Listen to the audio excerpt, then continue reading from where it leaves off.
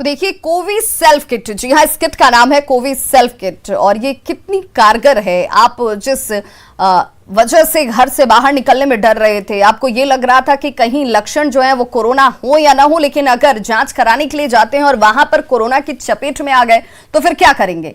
ऐसे में इन तमाम समस्याओं से निजात दिलाने के लिए ये किट आपके बहुत काम आने वाली है। चलिए सबसे पहले हम आपका तारुफ कराते चले। हमारे साथ डॉक्टर्स की गेस्ट पैनलिस्ट जुड़ चुकी है। डॉक्टर बीपी सिंह, एचओटी कार्डियोलॉजी विभाग, आईजीएमएस से हमारे साथ इस वक्त लाइव जुड़ गए हैं। सर आपका बहुत बहुत स्वागत है। डॉक्टर नेहा सिंह, एचओटी है पैथोलॉजी, एम्स की, बहुत बहुत स्वागत है मैम आपका भी। और डॉक्टर दिवाकर तेजस्वी, फिजिशियन है, हमारे साथ कई बार इस तरह के लाइव शो में जुड़कर महत्वपूर्ण जानकारी उन्होंने साझा की है। सर आपका भी बहुत बहुत स्वागत है। मेरा सबसे पहला सवाल डॉक्टर वीपी सिंह आपसे ही होगा। आज के इस आधुनिक युग में जहां पर बीमारियों के चरण दर चरण कई तरह के कॉम्प्लिकेशन सामने आ रहे हैं, और सबसे पहले अगर किसी स्टेज की बात होती है तो जांच की बात होती है, उस दिशा में इस किट की अगर हम बात करें जिसे कोविड सेल्फ किट का नाम दिया गया है, ये कितनी कारगर है, कितनी उपयोगी है? हमारी समझ से तो काफ़ी उपयोगी होगी। अभी तो हम लोग प्रतिदिन बिहार में लगभग 1,40,000 जांच कर रहे हैं।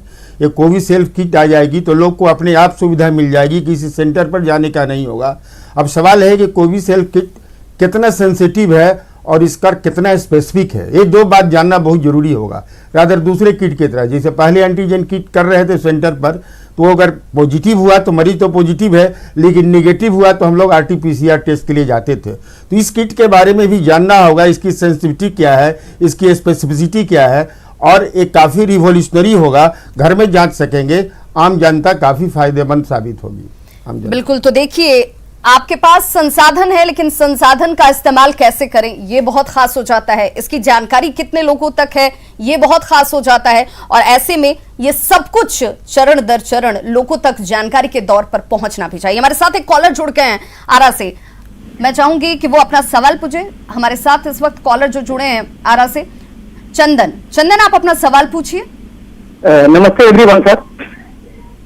अच्छा सर, मेरा एक सवाल था। मान लीजिए सर, मेरा जो लास्ट मैं एक फर्स्ट डोज ले चुका हूँ और दूसरा डोज जो है मेरा 4 जून तक जो सुन पा रहे सर? आप अपना सवाल जारी रखें चंदन। हाँ, जो कि मेरा दूसरा डोज जो है वो 21 मई से 4 जून के बीच में है सर। तो मान लीजिए अगर उसके दौरान मान लीजिए मैं अगर पॉजिटिव हो जाता हूँ सर, क्योंकि मेरे को कुछ ऐसा है, तो क्या मैं ले पाऊंगा? चंदन आपकी आवाज सही तरीके से नहीं आ पाई, लेकिन शायद मैं चाहूंगी कि डॉक्टर दिवाकर तेजस्वी, मैं आपको सुन पा रहा हूँ। आपने पहली डोज ले ली है, दूसरी डोज का जो टेन्योर है, जो टाइम पीरियड है, उस दौरान अगर आप पॉजिटिव हो जाते हैं तो आप दूसरी डोज कब ले पाएंगे, ये शायद आप जानना चाह रहे हैं। जी सर, जी मैम, जी। चलिए डॉक्टर दिवाकर तेजस्वी, आप इनकी समस्या का समाधान कर दीजिए जरा। ऐसे तमाम लोग जो कि बहुत सारे लोगों के अंदर ये संशय है कि दूसरी डोज लेने के पहले अगर संक्रमित हो गए तो फिर करेंगे क्या? देखिए, दूसरी डोज लेने के पहले अगर संक्रमित हुए हैं तो दूसरी डोज आपको संक्रमित होने के बाद ठीक होने के कम से कम 6 से 8 हफ्ते के बाद लेनी है। लेकिन गवर्नमेंट ऑफ इंडिया का भी सर्कुलर आया है कि यदि कोई भी व्यक्ति संक्रमित हो जाता है तो ठीक होने के 3 महीने उपरांत उसे दूसरी डोज पड़ेगी।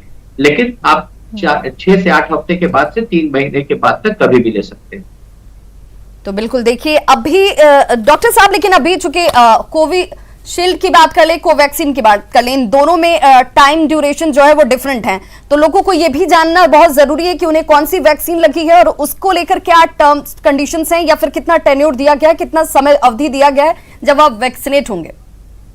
देखिए, पहले डोज अगर कोवैक्सीन है, उसके बाद जो सेकेंड डोज है वो अभी उसमें कोई परिवर्तन नहीं किया गया है।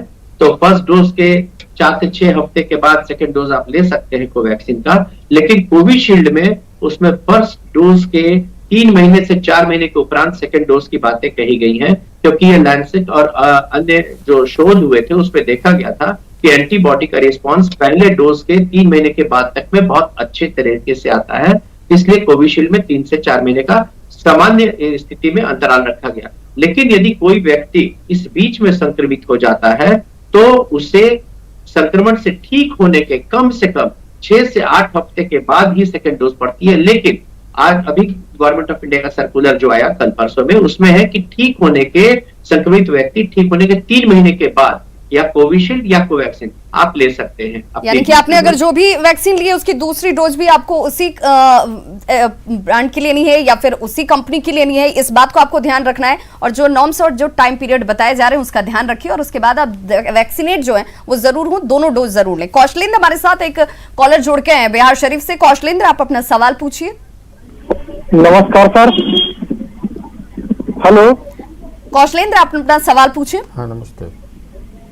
हेलो, हमको कहना है सर कि मतलब 3-4 साल से सूखी खांसी है, हम वैक्सीन ले सकते हैं कि नहीं? हेलो, बिल्कुल, आपका सवाल पहुंच चुका है। डॉक्टर नेहा सिंह, चूंकि इस तरह के सवाल हर बार जो दूर दराज इलाकों में रहने वाले लोग हैं या फिर जिन लोगों को बहुत ज्यादा जानकारी नहीं है वो इसे लेकर संशय में है, संकोच में है कि अगर पहले से किसी तरह की कोई परेशानी से जूझ रहे हैं तो वैक्सीनेट हो सकते हैं या नहीं हो सकते हैं। डॉक्टर नेहा सिंह। बेसिकली बिल्कुल, हाँ मैं सुन पा रही हूँ आपका क्वेश्चंस, मैंने सुना। जैसे कि seasonal asthma, long durations cough and cold, सूखी खांसी, इन सब का जो है अगर वैक्सीन के ऊपर अगर देखा जाए इनका रिलेशंस, तो अगर आप वैक्सीनेटेड होते हैं तो कोविड-19 के केसेस से आप बिल्कुल बच सकते हैं। वैक्सीन जो है इट्स नॉट ए कॉन्ट्राइंडिकेशन कि आपको अगर सीजनल एस्मा है, सर्दी खांसी है और अगर कुछ लॉन्ग स्टैंडिंग अगर प्रॉब्लम है अपर रेस्पिरेटरी ट्रैक इन्फेक्शंस की, तो आप बिल्कुल इन सबसे बचने के लिए कोविड-19 का इन्फेक्शंस लीजिए। साथ में ही जो अपने लोकल फिजिशियंस हैं उनको आप एक बार उनमें रिव्यू कराइए, वो आपको जो है आपके टेस्ट करेंगे फिजिशियंस, और अपर रेस्पिरेटरी ट्रैक के एग्जामिन के लिए जो भी एंटीहिस्टामिनिक दवाई है जैसे कि लीवोसिट्राजीन और ये सब दवा वो आपको उपलब्ध कराएंगी। बिल्कुल, तो देखिए ये तमाम जानकारियां आपके बहुत काम आने वाली हैं, इसलिए जब आप सवाल पूछें तो मेरा अनुरोध होगा तमाम कॉलर से कि आप अपने टीवी के वॉल्यूम को म्यूट कर दें। बहुत साफ तरीके से बेहिचक आपकी जो भी समस्या है वो आप सवालों के तौर पर जरूर पूछें। गेस्ट पैनलिस्ट जो कि नामचीन डॉक्टर हैं वो आप तक जानकारी पहुंचाएंगे और उस अनुरूप आप अपना व्यवहार करें। और फिर देखिए कोरोना जैसी तमाम इस तरह के संक्रमण वाली बीमारियों से आप जीत कैसे हासिल करते हैं। मुजफ्फरपुर से हमारे साथ एक कॉलर जुड़ के हैं, संजीव। संजीव, आप अपना सवाल पूछिए। हाँ मैडम, हमको पूछना था ब्लैक फंगस के बारे में। जी मैडम, जो कोविड पॉजिटिव होता है उसी को ब्लैक फंगस होता है कि जो जिसको कोरोना नहीं हुआ है उसको भी हो सकता है? डॉक्टर वीपी सिंह, देखिए ये जो सवाल इनका है, इस तरह के कई सवाल लगातार हमारे व्हाट्सएप ग्रुप पर भी, तमाम सोशल मीडिया पर भी लोगों के जहन में उठ रहे हैं, जो सवाल पूछ रहे हैं कि क्या ये संक्रमित लोगों के अंदर ही सिम्टम्स हो सकते हैं या उसके शिकार हो सकते हैं या जनरल कोई भी शख्स हो सकता है?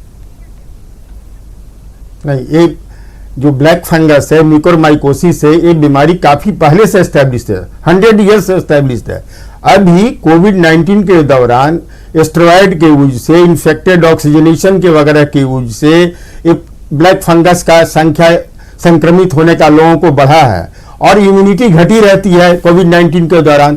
तो जिन लोगों की इम्यूनिटी घटी रहेगी और डायबिटिक होंगे, अदर कोमॉर्बिड कंडीशन होंगे, स्टेरॉयड का इनएप्रोप्रिएट यूज होगा, शुगर नियंत्रित नहीं है, उन लोगों में ब्लैक फंगस होने की संभावना है। ये ब्लैक फंगस की बीमारी काफी पहले से 100 वर्षों से जानकारी में हम लोग के है और उसका इलाज भी स्पष्ट है।